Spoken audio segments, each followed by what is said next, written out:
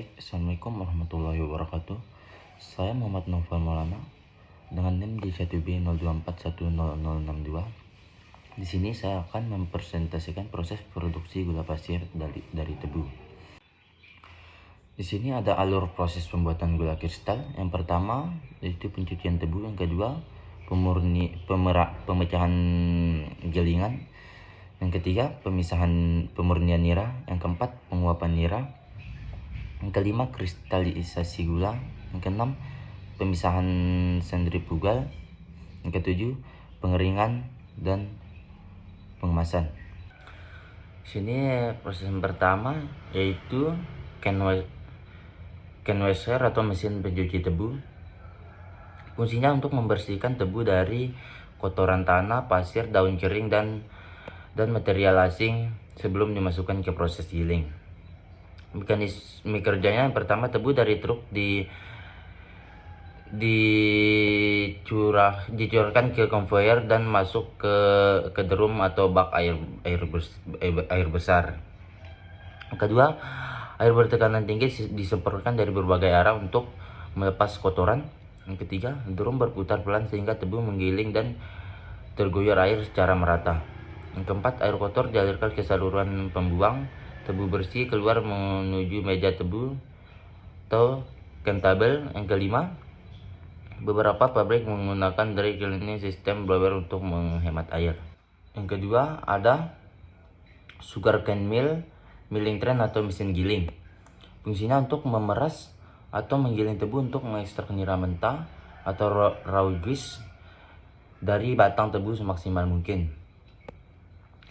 Ada mekanisme kerjanya. Yang pertama, tebu bersih masuk ke can cutter yang mencacah batang menjadi potongan kecil. Yang kedua, cacahan tebu masuk ke vibeser atau hammer mill yang mengurai serat tebu. Yang ketiga, serat tebu atau bagasi melewati 3-6 pasang roll atau gilingan besi besar berputar. Yang keempat, setiap unit gilingan mengaplikasikan tekanan hingga ratusan ton untuk memeras nira. Yang kelima, imbibisi atau penyiraman air panas dilakukan antar gilingan untuk meningkatkan ekstraksi. Yang keenam, nira hasil pemerahan atau mixed juice ditampung ampas tebu atau bagasi keluar untuk bahan bakar boiler. Yang ketiga, ada mesin juice heater atau pemanas nira. Fungsinya untuk memanaskan nira mentah hingga suhu optimal 70-105 derajat sebelum masuk ke proses pemurnian untuk mengaktifkan reaksi kimia. Mekanisme kerjanya yang pertama, nira mentah masuk melalui pipa-pipa kecil di dalam sel to be heat exchange. Yang kedua, uap panas dari boiler dialirkan di isi luar pipa sel sheets sebagai media pemanas. Yang ketiga, pertukaran panas terjadi, nira dipanaskan, uap mengembun menjadi air kondensat. Yang keempat, pemanasan dilakukan 2 tahap, preheater 70-75% dan main heater 100-105 derajat Celcius. Suhu tinggi. Yang kelima, suhu tinggi membantu koagulasi protein, koloid dan mengoptimalkan kerja kapur. Yang keempat, di sini ada sulfitasi dan defekasi substituen atau lining. Fungsinya untuk memurnikan nira dengan penambahan kapur CaOH2 dan gas SO2 untuk mengendap kotoran, menurunkan warna dan menstabilkan pH. Walaupun mekanisme kerjanya yang pertama, gas SO2 diinjeksikan ke nira untuk menghasilkan asam sulfit yang membantu pemulihan. Yang kedua, susu kapur atau micro of flame ditambahkan untuk menaikkan pH nira ke 7,0 sampai 8,5 pH. Yang ketiga, kapur bereaksi dengan kotoran membentuk endapan Ca fosfat, Ca sulfit dan koagulat protein. Yang keempat, vlog kotoran terbentuk dan siap diendap ke clarifier. Yang kelima, reaksi CaOH2 ditambah CO2 ditambah CaCO3 ditambah H2O pada proses karbonasi. Di sini pada langkah kelima yaitu proses clarifier atau tangki pengendapan. Fungsinya untuk mengendapkan kotoran dan vlog hasil reaksi kimia sehingga nira jernih atau clear juice terpisah dari lumpur atau mud di bagian bawah. Mekanisme kerjanya yang pertama, nira hasil defekasi atau sulfitasi masuk dari bagian tengah tangki bundar besar. Yang kedua, nira mengalir perlahan ke atas atau upflow, sementara kotoran mengendap ke bawah. Yang ketiga, rekel atau scraper berputar pelan mendorong lumpur ke pusat tangki untuk dikeluarkan. Yang keempat, nira jernih atau clear juice melimpah keluar dari bagian atas clarifier. Yang kelima, lumpur atau mud mengandung kotoran dan sisa sukrosa dan diolah di rotary vacuum filter. Pada proses yang keenam itu rotary vacuum filter atau filter vakum putar. Fungsinya untuk menyaring lumpur atau mud dari clarifier untuk memulihkan kembali nira yang masih terkandung dalam lumpur secara efisien. Mekanisme kerjanya yang pertama, drum silinder besar berputar lambat sebagian terendam dalam bak lumpur. Yang kedua, vakum internal drum menarik nira melalui kain filter yang melapisi permukaan drum. Yang ketiga, drum yang tersedot atau filtrat dikembalikan ke proses sedangkan padatan menempel di drum. Yang keempat, bagian atas drum disemprot air cucian untuk membilas gula yang masih ada di padatan. Yang kelima atau yang terakhir, scrap atau kenif mengikis lapisan padat atau filter cek atau belontong yang jatuh ke konveyor. Proses yang ketujuh yaitu evaporator atau mesin penguapan nira. Fungsinya untuk menguapkan air nira jernih secara efisien hingga kandungan padatan meningkat dari 15 derajat Brix menjadi 60-65 derajat Brix atau nira kental atau sirup.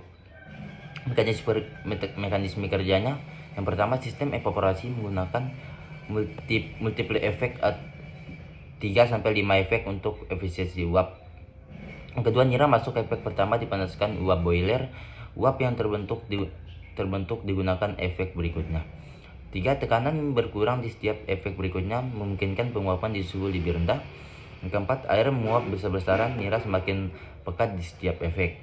Yang kelima, nira kental atau sirup keluar dari efek break, efek terakhir dengan break kurang 60 sampai 65 dan siap dikristalkan. Pada proses yang ke-8 yaitu vakum pan atau wajan kristalisasi.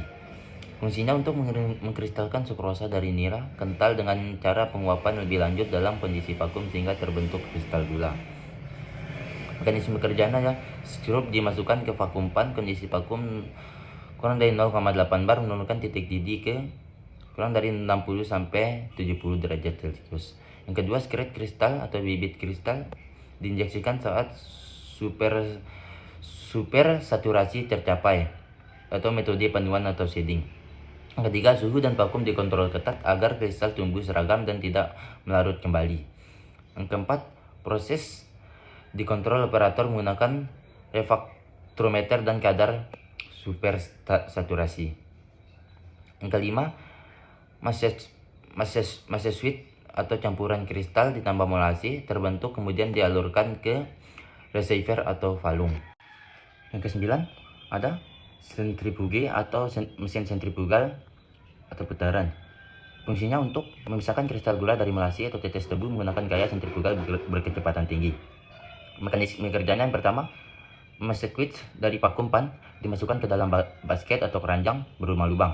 Yang kedua, basket berputar dengan kecepatan 900 sampai 1800 rpm menghasilkan gaya sentrifugal besar.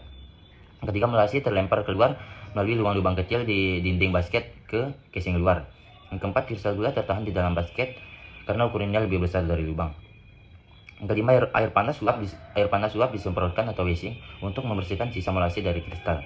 Yang keenam, gula putih keluar dari bagian bawah. Molasi dikumpulkan untuk proses lanjutan atau tetes.